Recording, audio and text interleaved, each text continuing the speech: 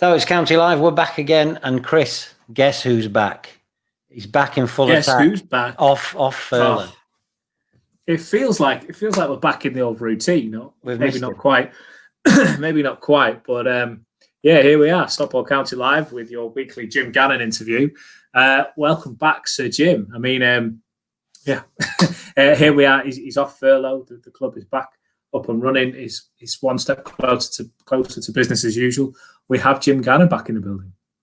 Yeah, well, let's get straight to it. Here's Chris and Jim. Jim Gannon, 4 months after our last piece where we were talking about the game that had just been and the game that was up and coming, we have you back on Stockport County Live. It's a pleasure to have you back, Jim. Good evening. No, it's great to be back. It's a little bit different circumstances. We're not sitting at the ground chatting over a brew. This is the new normal, at least for the time being. How have you found the last few months? Been very strange, I'm sure, for everybody, but look,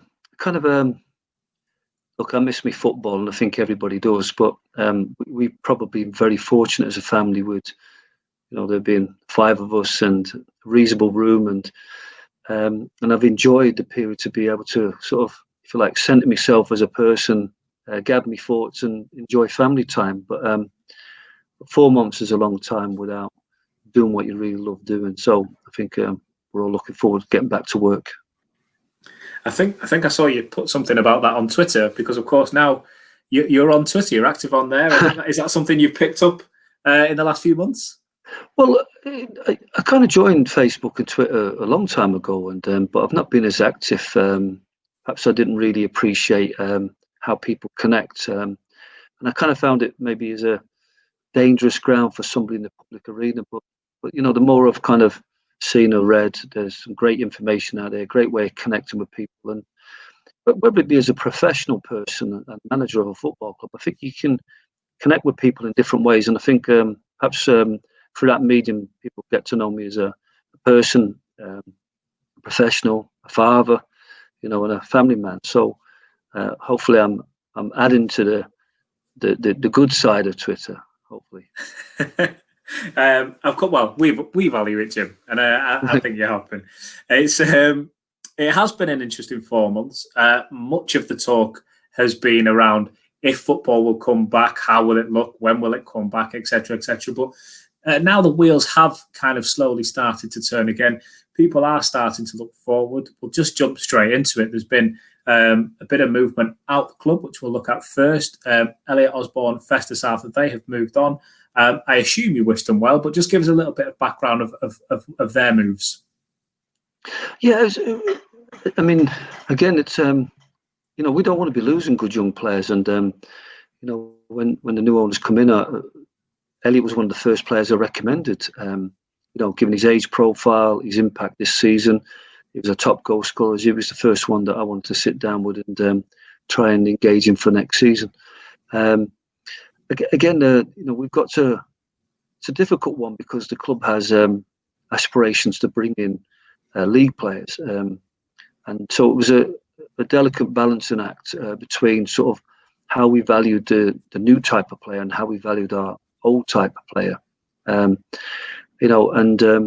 As things progressed, Elliot found himself being at the centre of interest from league clubs such as Stevenage. So, and unfortunately, the deal that we put to Elliot was perhaps not as good as the one that Stevenage offered, and that wasn't that we couldn't match their offer, but that's just where we've seen Elliot's contract being structured in what we're looking to do going forward. So I think Elliot could have enjoyed a great journey with us because he was, I believe, capable of playing in the league, and so it's disappointed to lose him and young Festus, but we've got to understand that these players and their agents are going to find other opportunities that are exciting and perhaps tick a lot more boxes for what they want at this stage in their careers.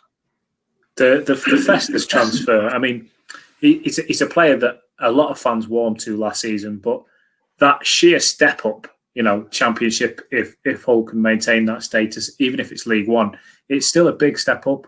I don't think there's any denying that he has the potential within him to make that step up through his career. Is it a move that you kind of accept because it's that exciting step up?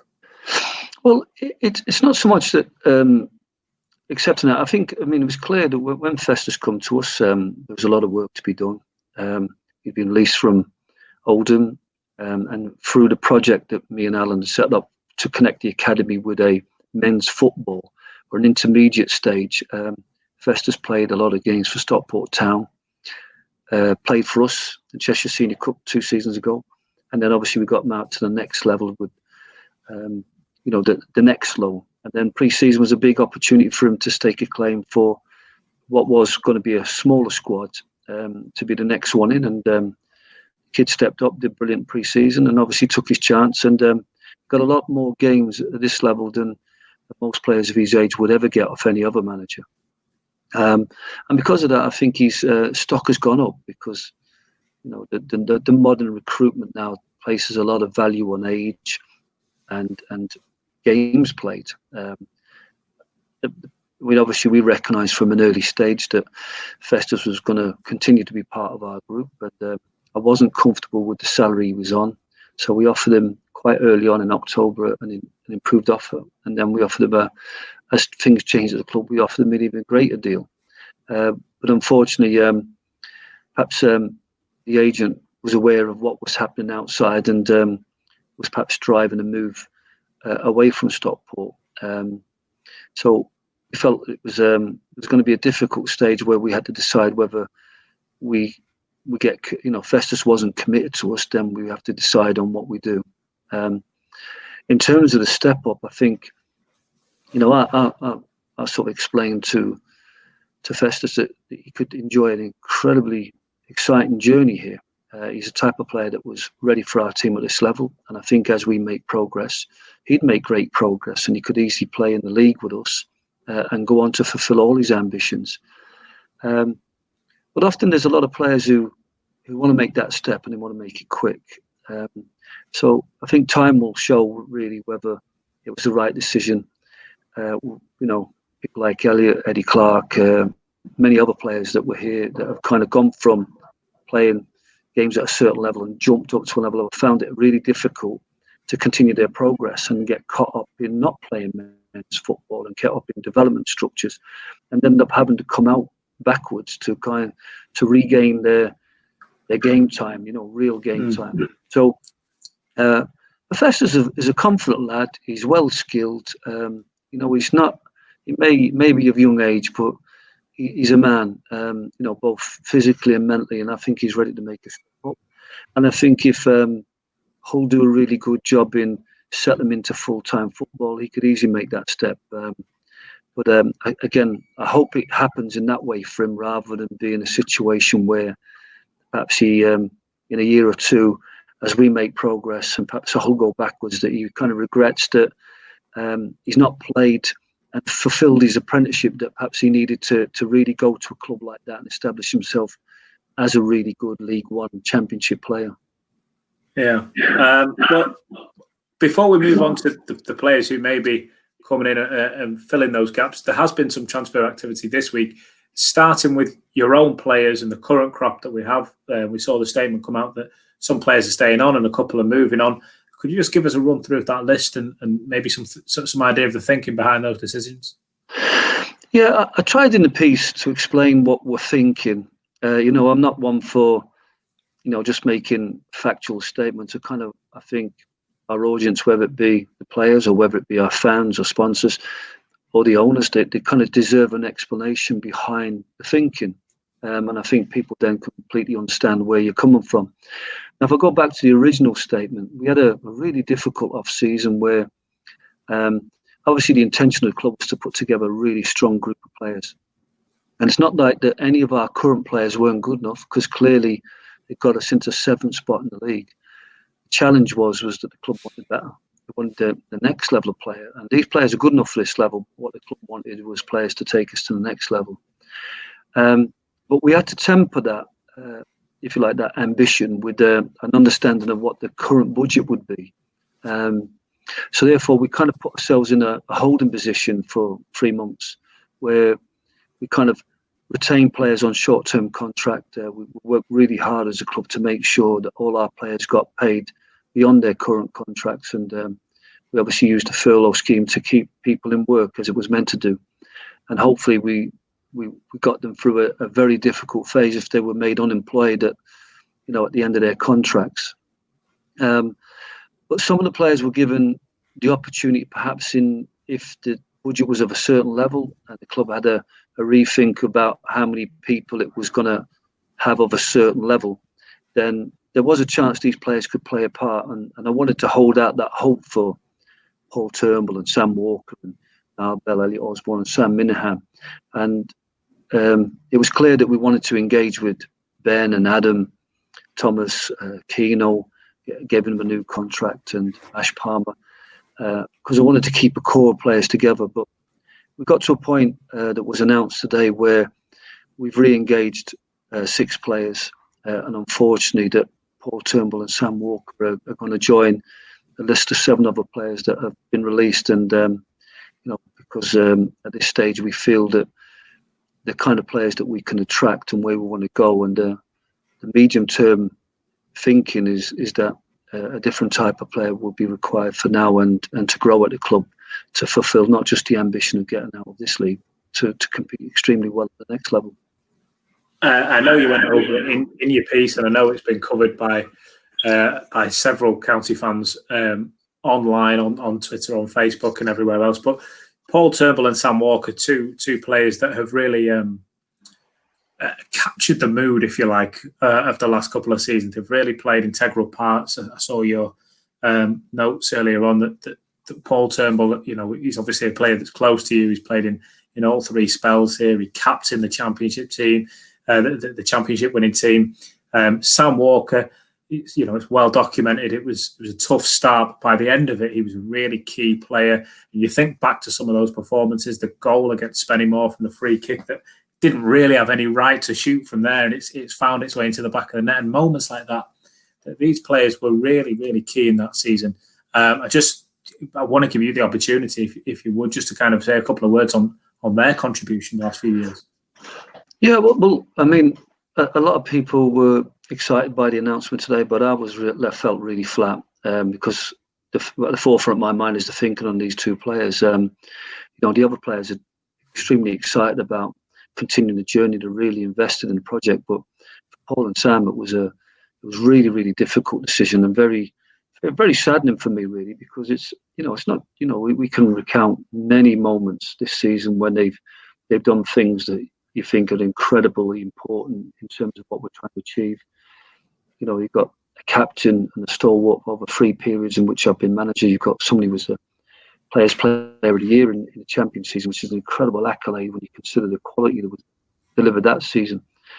And even now, it's still really hard to explain to myself the thinking of why these players can't play a place going forward. And but we understand that with Jordan Keane concentrating on midfield and Lois Maynard at the club and the type of players we're looking to bring in, it's going to be very hard for Paul and Sam to play as much football as they perhaps like. But there's no doubt over the last few seasons what these 2 have played in the team. I mean, they've been our 4 and they've been our 8. Even in the running at the end, Paul's delivery from set plays for Ash at Ebbsfleet and Sam Walker's deliveries throughout. They've been really, really important players for us. And more important than that, they're great people, great professionals, and it's been really, really. It's going to be really. It's going to be a little bit empty without them, and a lot of pressure on myself and Simon to bring in players that and people that are better than them.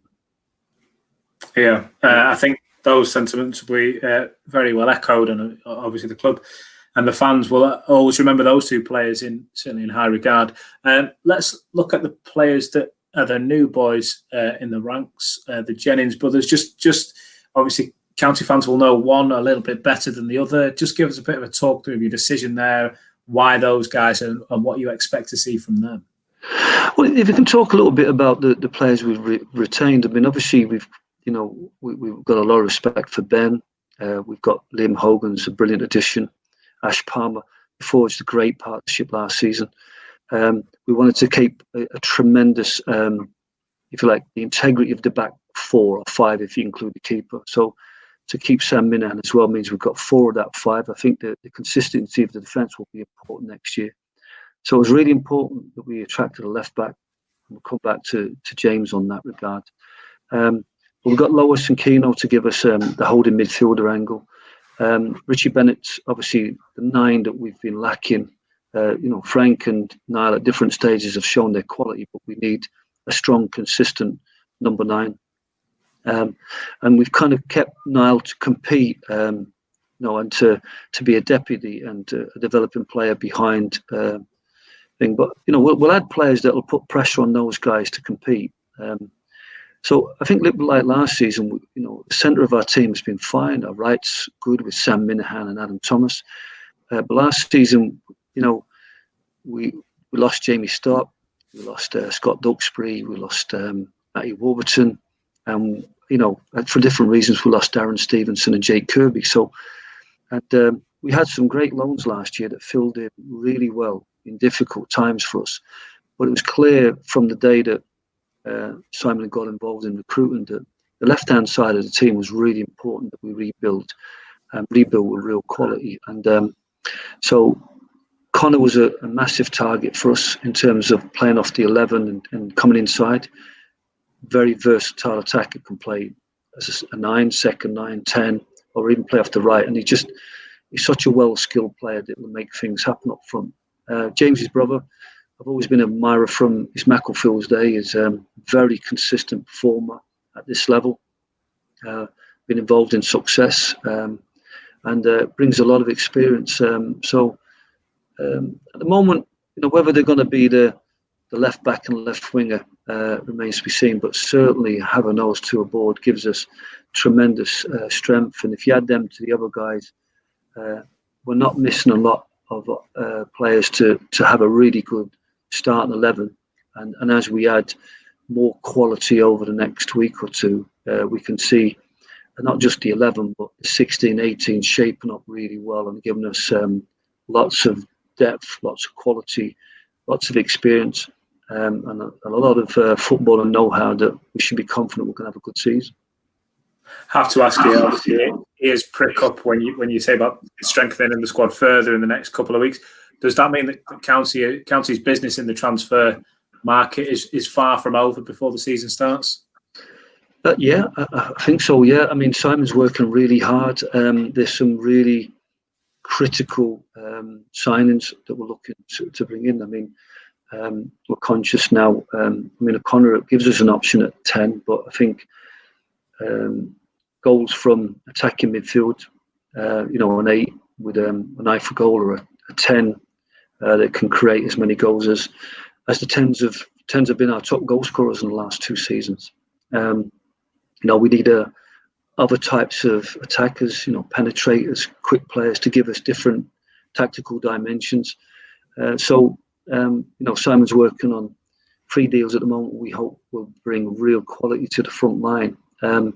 We are also conscious that, you look at we've lost Festus, so we need a young centre back, and our preference would be a good left-footed centre back, perhaps to complement what we've got. And if we decide to play different formations next year, rather than using, Dan Cowan as a left centre back, we've got a natural good young centre back in.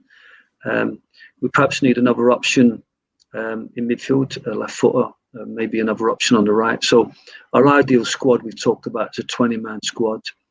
I kind of see that being made up of 3 main sections. The core group we've retained probably will provide 6 or 7 of those players. We've already got Liam Hogan, Lois Maynard, Richie Bennett, Connor Jennings, James Jennings. So we're looking at 7 or 8 really good quality players. We may add to those quality players and have a larger group of new, experienced, good professionals. And then, depending on the balanced squad, we do want to give the opportunity for players who are perhaps a touch younger and developing, but still proven with great potential to not only contribute this season, but also to add to the club as we go forward. We're all critically aware that this isn't, like the days when I took over when we were bottom of the league, and there was low expectations. I could develop young players and bring them through, and end up with a really good young team that went to Wembley and looked like they were going to go again to the Championship. I think this time round, we need to start on the front foot with the experience and the proven ability to be right at the very front of this division from day one. And the squad profile this season will be very much about that. But there'll still be room within that 24 good young players that we feel that have got what it takes to be successful at this level, but also could grow into really good league players for us as well. One player that I can't look past when you go through the potential slots available in the squad. Jim, you talk about a left-sided centre half, someone who's young, someone who's hungry, someone who's able to maybe make the step up in a year or two as required. There's one name that I'm thinking of. I'm sure every fan watching this right now has it on their lips. Who was released from Oldham just a few weeks ago. Feel free not to commit to anything, but has the name Jamie Stock run through your mind at all recently? Of course, Jamie's a really good player. He had a fantastic stint with us. I'm a little bit disappointed from how things went at Oldham. Obviously, players like Jamie should be the type of player that come into Oldham's team and that, a provincial side building with a really good academy players coming through. And but it's not for me to say how Oldham run their football club and what type of players they bring in. But I'm so disappointed for Jamie that he didn't achieve much more this season than that he was capable of. But yeah, no, he's me and Simon have discussed it, and the staff have discussed at length the kind of profile of player we want at left centre back. Fans have probably noticed that we've always talked about good players, good professionals, and good people. And when you've worked with someone like James, they're all them three things. And I've worked with Connor before and Richie Bennett before, and you get a good feel from players when you speak to them and you meet them, or you get character references. But when you work with somebody, it goes a long way to really understanding what they're about, and we know that with Jamie. I think as a club, as we look at the recruitment, we have to decide how often we perhaps might play three at the back, and if we're going to play that maybe as the main system or a very strong part of our thinking, then do we go for a very experienced left centre back that's available from the league? And so there's a couple of people we've been discussing that would be more experienced and more of that next level. But certainly we'd like to consider the likes of Jamie, a young, a player that's proven, whether that be in League Two or National League, but also somebody that we feel that can grow and play either in a 4 or in a 5 or a back 3, whichever way you want to look at it. And we haven't spent as much time on that as perhaps we have. Having left backs coming in and having two main centre halves and a right back, we've I think Simon's focus has been really trying to get the other end of the pitch sorted out and get the real quality in that we need to be reassured that the goals for column will look really healthy. To think that we're in the top 7 last year without, I think 5 or 6 goals from our nines. Our top scorer was 9. We definitely need to get 3 goal scorers in and proven goal scorers. We know we're going to get goals from other areas. There's no doubt our centre halves and our midfielders will chip in from set plays and open play. But I think what we wanted to do initially was to structure the squad to make sure that we had our own players and key players in key areas to make sure we have a good 11. Then add quality to the ranks to strengthen the 14 or 16 players, and then maybe look beyond that then at maybe the next level of player that gives us tactical options, gives us strength and depth, gives us some variety in the way we play. Jamie's definitely on a list of players that we've discussed for the left centre back, and but there's a lot of conversations to be had, not just with the players but also with Simon and the agents, and weighing up all the permutations and seeing which is the right player for us to invest in for this season and for the seasons coming, to make sure that we're at the forefront of this division. One thing that's quite interesting to hear, and it takes us nicely into the next kind of round of conversation, if you like. I'm hearing Simon's name come up quite a lot in this conversation. This isn't something that's new. This time last season, obviously, we wouldn't have been, Simon's name wouldn't have been come up in these discussions. We've obviously seen the additions backstage as well of Michael Raines coming back, Damien Allen coming, Alan Lord moving around. There are things going on behind the scenes as well as just on the playing surface. Are you happy? It sounds like a much bigger machine now that's at work with the way that the new setup is. Very much so. I think anybody that's been around the ground or met any of the people involved, this club's gearing up for not just the next level, but many levels above. Now, nobody wants to be too pretentious and build a championship structure. It's all got to be delivered on the pitch. And but I think Mark Stott's a successful businessman, and he knows that he needs to put the right people in place to build what he wants to build at a football club. And I think he's placed a lot of trust in Simon as director of football. There's a new breed of people in the game now, that have been educated in the sporting directorship, and Simon's more of that style than perhaps the Barry Fry director of football that I worked on, Peterborough. A kind of really good footballing guy with know-how and understanding of the game, and but Barry's an exceptional type of director of football. So Mark has placed a lot of trust in Simon as a director responsible for football, and he's got a massive job on, because there's you've got to understand that we were very much going back 6 or 7 years ago when we got relegated to part-time 6th tier. That a lot of structures at the club were dismantled and lost. And it's not easy to turn that around overnight. So whether that be just turning full-time and have a full-time training ground, which is going to be really key to getting the best out of our players, or restructuring our youth development so it moves more from just being an education to a football and excellence program. There's a lot of work, and I completely appreciate what Mark's trying to achieve and why Simon's here, and and embracing the person that kind of was the leadership above. Many times in my career, I've been asked to do a lot more than a football manager, in terms of dealing with agents. I've helped out the academy. I've been very involved in the training facilities, the expansion of the club from part-time to hybrid, and and deciding how we can be really, really cost-effective in our structures. And I think Simon has a background in the directorship side of football, and he wants to put in place a kind of a structure that not just serves the club really well this season, but for many years to come.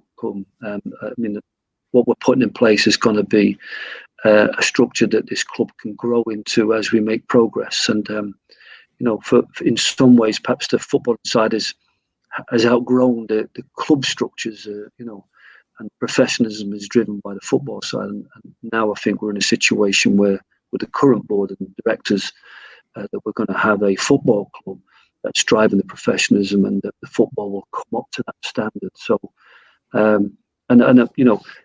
it's extremely difficult to come into a football club in the middle of a season and to start building these structures, to move a club from part-time to full-time. But then when you add in all the complications of COVID and managing, real dynamic management's been needed at all levels of the club. And I'm sure this is going on not just within the clubs, at every level, in every industry, schools. It's been really a challenging time for every manager, for every headmistress or headmaster, or every business operator. So Simon's managed that with incredible skill, and but now he's probably got more of a smile on his face now, because you can see some of the fruits of his work coming to place. Some of the players are coming aboard. The structures are being built, and we're starting to feel like a full-time club that's shaping up to meet the ambitions of the chairman. So for me personally, on a one-to-one basis, it's taken a huge amount of pressure off me, and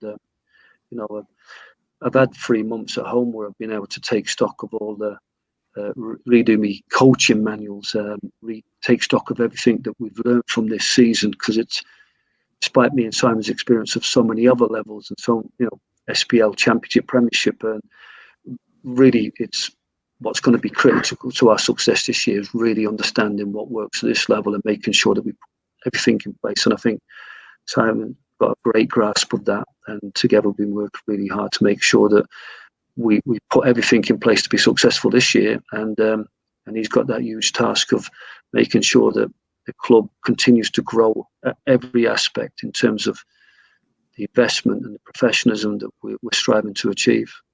So, work continues, and a lot of work is being done behind the scenes, and much of that has been down to Simon.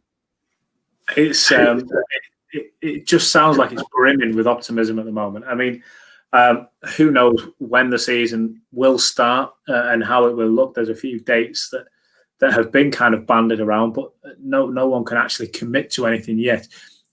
By the sounds of things, whenever it does start, it sounds like County will be ready to hit the ground running and mount a real challenge this season, really kind of grab the division and say we're now a big force in this division. Is that how it feels in the camp? Because that's what's coming out. Well,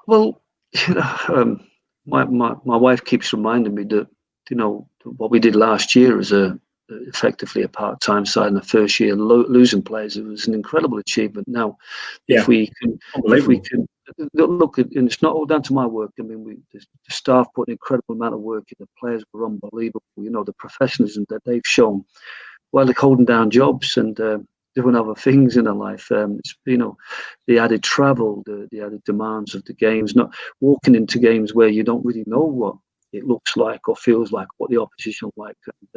So credit and testament to the professionals of the players, and that's why I've worked really hard to put a case for every one of them to stay aboard. And the only reason, it's not that they're not good enough. It's just that the club is looking for completely the next level of player and willing to invest in it. In terms of how we're shaping up, I mean, there's going to be huge pressure on me this year because the investment is there, the structures are there, and there's a lot of pressure on all of us to deliver on what we're capable of. We can now look to maximise our potential. But we also are respectful of this level, that there's some really well-shaped teams, teams that have been working really hard, adding to their teams every year. Depending on how the playoffs shape up, you've got Stevenage at this level, and they're becoming with a parachute payment, a league structures. You've got Notts County, and you can run through the league. Even the teams that were down the bottom, Wrexham, Chesterfield, they'll all be have aspirations for a far better season this year. And then you can't fault the work of the guys that are in charge at Halifax and Bromley and Woking. They've had incredible seasons. Boreham Wood, with the resources they have. So it's a very competitive league, and I've never ever, when I first walked into London, never underestimated how hard it is at this level to be successful, because there's really good people, very resourceful, and know how to get results. And despite what we're putting in place, we'll be optimistic and positive, but I don't think we'll be the favourites. I think there'll be other teams that perhaps have bigger budgets, better structures in place already. We've got to overcome the challenges of the newness, the transition. These are all things that we've identified that we want to work through. We had inconsistencies last year, when we had such a small squad. We want to protect against all those things, and we just want to give Simon and Mark want to give me every opportunity to be successful, and me and my staff want to give our players every opportunity to be successful. And if we all do that and the players deliver what they're capable of, then I think we've got every right to be optimistic. But we are so very respectful. There's a lot of work to be done, a lot of coming together in pre-season. And we've got to take every game, and pressure will be on us. We'll be expected to win more games. We're expected to do well, but it's a challenge I'm certainly looking forward to. And I know the players that have come aboard and the players that have stayed, they just can't wait for it. Just finally, Jim, over this summer or over this extended break, we've been running these interviews with former players from different eras. Going back to Kevin Francis, Sean Connolly, we had Matty Mainwaring, of course, much more recent, and everywhere in between. Kareem Fadine last week, Chris Marsden. Every single one of those players has a little bit of a Jim Gannon story, which just goes to show how they're all good, I should say. There was none negative. But what that does say is, apart from the fact that you've played with a lot of different players and worked with a lot of different players, is you've obviously been involved with the club. I think it would be fair to say Stockport County is your club. Is this possibly, and I say this fully aware of some of the experiences and some of the things that you went through as a player and then again as a manager, but even with all that, is this one of the most exciting times you've seen at County? Without a doubt. I mean, obviously, when I came as a player, I was excited by, I knew we were going to be far better than the second division side or wherever it was then, a fourth division side. And I was incredibly excited by Danny Bagara and the project that Brendan L was trying to build. And I enjoyed that journey. I think, I know that people got lost along the way, but I was able to enjoy both promotions and to play into championship regularly for a club like Stockport. That's just incredible for the players that played, but also the fans. We want that again. Got a guy with similar ambitions. As a manager, it's been a tougher time. The trust had a really difficult ownership post Sale Sharks. That we had obviously coming back when all the trials and tribulations of coming out of the league and the different ownership issues that kind of with Didier Mann and the James situation. There's so many. Every time I've come in, I've had a real hard task, and never moaned about it. Just work really hard to try to get the best out of players, and then when you get the best out of them, then you can take stock. And we've got the club off the bottom of the league. We kept the league up the second time. This particular time, we worked extremely hard to get out the sixth tier of football and become a proud footballing team at the full-time national level.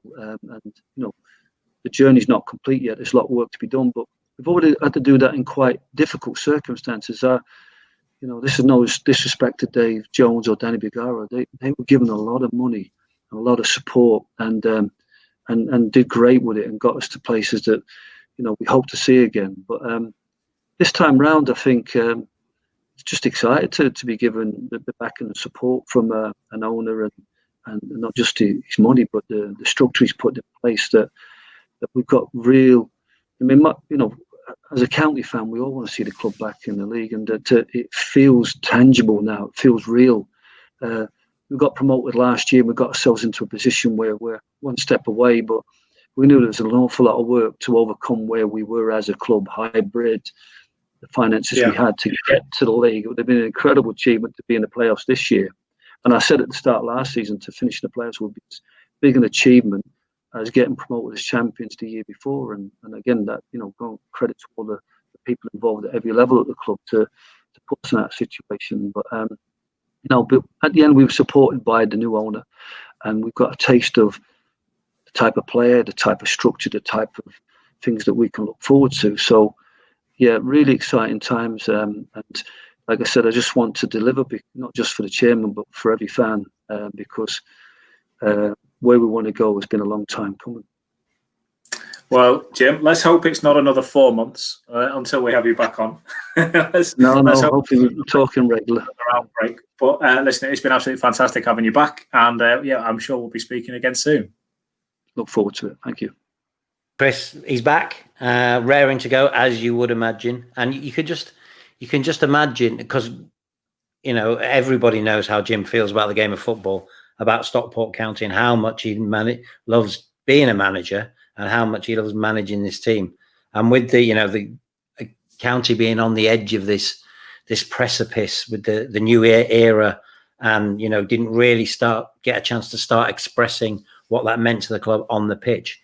Just raring to go. Oh, could you imagine Jim Gannon sitting at home being told you are not allowed to work in football for 3-4 months, whatever the furlough time was? Can you just imagine him sitting there. I can't.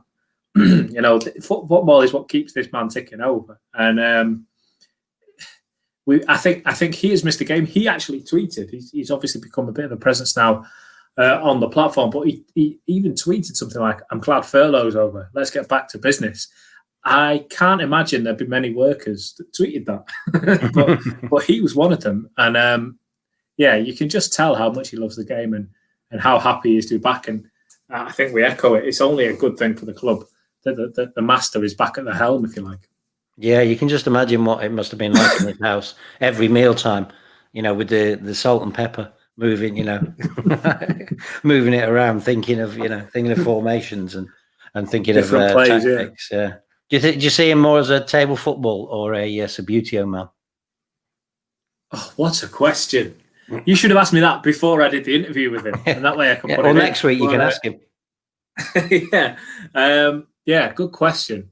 I would think he's probably a Sabutio man. You know, you get that little bit extra time to think about your move and to plan it around. But then again, for instant competition, you're looking at foosball, aren't you? And it's I wouldn't like to play him at either.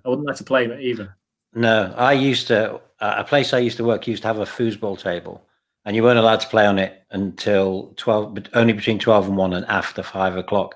But it was taken so seriously. People played in pairs, and the pairs they were in, they'd had for years and years and years.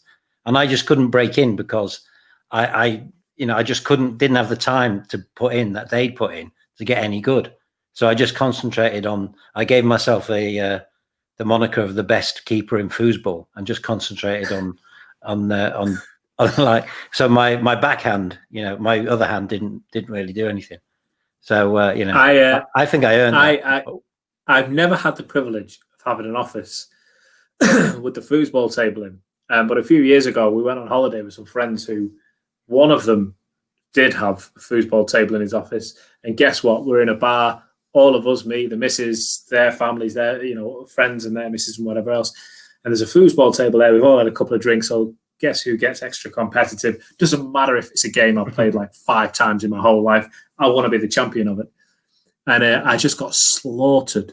And I mean ruthlessly slaughtered by the guy who had it in his office because he played it every day. He was a whiz at it and he made me look a right idiot. See, you had exactly the same experience. I bet you're the kind of kid, though, who put your thumb behind in Sabutio, which you're not allowed to do. It has to be like that. But I bet you did that, didn't you?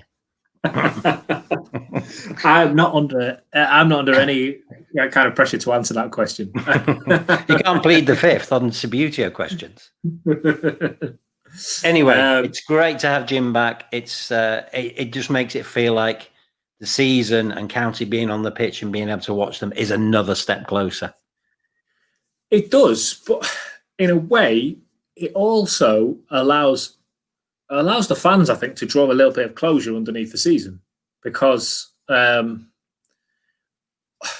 whether you get in the playoffs or not, whether you win promotion or not, whatever happens, we were sort of robbed of A, the opportunity to see what we could do, but B, just all the other stuff that comes with it. You know, the end of season party, the kind of the saying the goodbyes, the excitement of the awards. Point hit. Yeah, exactly. If you get a point here, you get a point there. The awards, you know, two players who, I mean, you know, we have a great relationship with Festus Arthur and Elliot Osborne. We didn't get that farewell like we got with Matty last year and Danny the year before and whoever else. You know, we didn't get, you know, we had Ruben's Retreat, who we were going to take to the, you know, who had the tickets, who sponsored the players with us through the season. They didn't get their chance to come with us to the end of season meal and eat the players and all the rest of it. So, yeah, whereas we can't replicate that, we can have that that chat with the gaffer. That you know, once Jim's spoken to you, everything's all right again, and you know, you kind of get a whiff of what areas of the playing, you know, the playing staff you're going to look to strengthen over the summer. Who's doing this? What's happening there? You just get that little bit of closure that I think certainly I wanted, and I can't be the only fan that did. Well, Chris, I think that's a pretty good place to leave it, because you, even though you've only got your short sleeves on, you've still got plenty more up your sleeve in terms of interviews. Yeah, Still a few. We'll see you still a next few up time. there. We'll see you next time Finger on County guns. Live.